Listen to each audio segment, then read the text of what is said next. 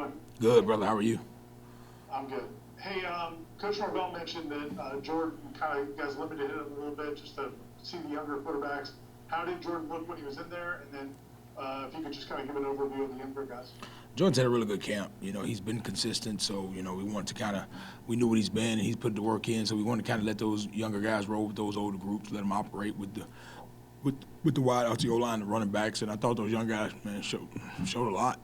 I thought Tate was poised. I thought AJ made good decisions. We didn't have many of the negatives that we had in scrimmage one, so I thought those guys, showed their understanding and their confidence in the offense.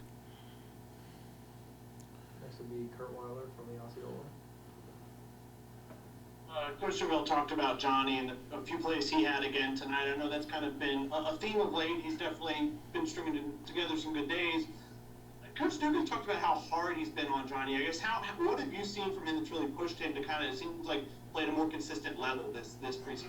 Man, Johnny shows us a lot of toughness. That's what I like about Johnny. When I see it in his face, he's a very mild-mannered, cool guy. But like when he's on the field, he shows toughness in blocking and route running and the violence that he plays with. So I think he wants that toughness. Like if we're coaching him in the kind of way, he'd be disappointed. He likes the rough coaching, the in your face, the correction at the time. So, and I think that's unlocking his potential. He's kind of stringing some days together where he's operating the way he needs to operate. And I've been proud of his work, and I've really been proud of the look that he has when he's out there, the focus, the sideline, the detail. He's doing a good job.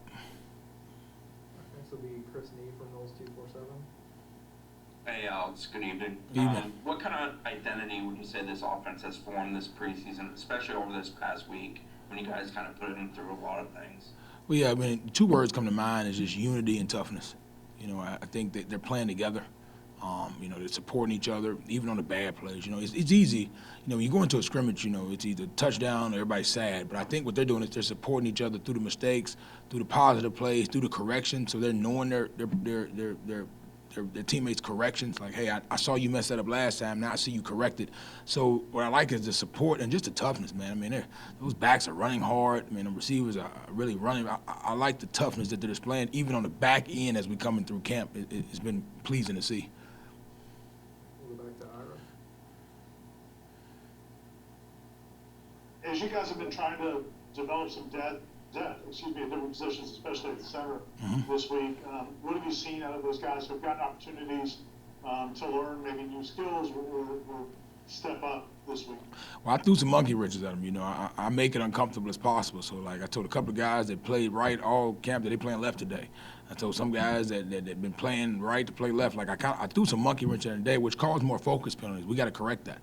In this game is ever flowing, we can't say, we want to build continuity, but we also got to be able to operate when there is no continuity. So you got to train for both instances. But what I liked about today was I thought we operated well. I thought the snaps were good with the young guys that played. We rotated a lot of guys, so we're going to have about 4 or 5 guys that can play that position outside of the ones we already have. So just building that depth, and this is the time to stress them. This is the time to make it uncomfortable. This is the time to say, all right, you played right all camp, now you playing left today, and telling them that right before we go out there. Just trying to see what they respond to, because those situations are going to come up, so we got to train for them. We'll go back to Chris Nee. Coach Norvell mentioned Marcuston Douglas turned in a highlight play today. What can he offer you guys both as an inline blocker and a big body working down the field?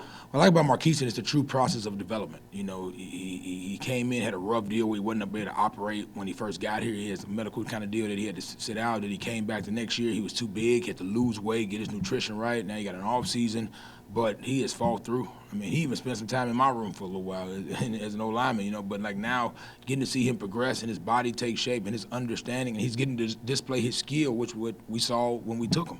So I'm really pleased with his growth, but it's not really surprising us. I think the surprising thing is that, it's coming together a little bit quicker than I thought, but I mean he got out and ran today. I said, oh man, faster than what I thought he was.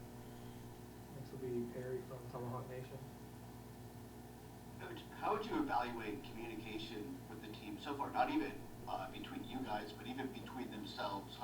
You already mentioned how they have been coaching each other up after the mistakes, after things you have mentioned. Have you seen an increase in the way that they have been able to communicate effectively? I've been really pleased with it. When you're building a team, we brought in a lot of new people, so the competition is high, and you're always concerned with, hating and fakeness. acting like I'm for the team, but I'm not because things are not going well for me. So that was a big thing in challenging the offense is let's get rid of the fakeness, let's get rid of the hating, let's put it all on the table and say this is what it is. Now let's learn how to genuinely be happy for one of our teammates. And if that's you, you're going to want that same support. So let's go compete, let's go fight it out, but let's support each other real, genuinely, and not the fake all-star team kind of deal. And I think I've been more pleased with that than anything. I see guys after a completion celebrating. I see them after incomplete saying, that's all right, you good, instead of saying, well, I wish that was me. So I've been really pleased with the unity of the offense and the way they've been supporting each other and really challenging each other also. All right, next will be Aslan Hajavandi from Warchant. Coach, Kanai Charlton's a kid that said, part of the reason he committed to this program was because of you and how bluntly honest you were with him. I guess you kind of told him that his tape really wasn't all that good, but he wasn't scared about that. He seems like he's progressing. I mean, has he progressed? And for a freshman, how much of it, of being successful for you, is it a physical thing? Is it a mental thing? And personally, what's it with Kanai? Give Kanai a shout out. He took the reps with the ones today. I threw him in a tough situation. He wasn't prepared for that. I threw him and said, "You're going with the ones today for a couple of series," and I wanted to see how he respond. He's what a big thing with him, he had to come down and trim his weight, work on his mental toughness. But I've been pleased because he's still here, he's still fighting, he's still swinging. Now he still has a lot of progression to go. We still got to cut him down a little bit more and things like that. But he is one of the more mentally sharp guys I've been around as a freshman. I mean, there's not many mental mistakes he'll make. I mean, he was a 4.0, smart guy, real good processor, real good thinker. If you ever have a conversation with him, he does a really good job in conversation. He's a great listener. So, his time will come, and I think it's coming sooner than what I thought because he's earning that. We'll go back to Ira. It's never too late for two questions. Come on. I wanted to ask about Justin Turnitin is a guy that he hasn't been here all that long. I was kind of curious how his development is going. And then the other one is seeing Caden Lyles out there, and I don't know if he was out there tonight, but I know in Jacksonville he was going to the practices and still putting on pads. And obviously it's a tough situation, but what does he mean to your group? Well, I'm gonna start with Caden because when you talk about toughness, buy-in through adversity, and nobody displayed that better than anybody. I mean, to have what he's going through and still show up, still put the uniform on, he's coaching them harder than me sometimes. I'm asking him questions, what'd you see right there? Because that's how his mind is. So, he's a part of this team just as much as anybody else, and he is doing a great job of developing those young guys. He's spending a lot of time outside of his time, so I've been really appreciating what Lyles have brought.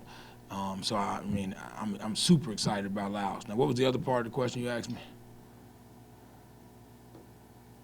Just how Jazz things doing. Oh, Jazz, yeah, big Jazz. Yeah.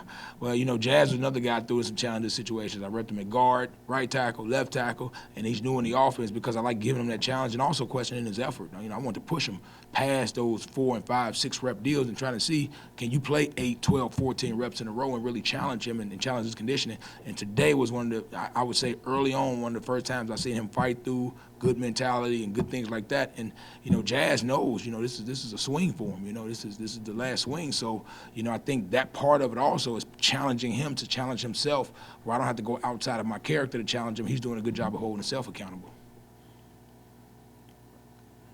All right, that'll wrap us up. Thank you, Coach. Thank you.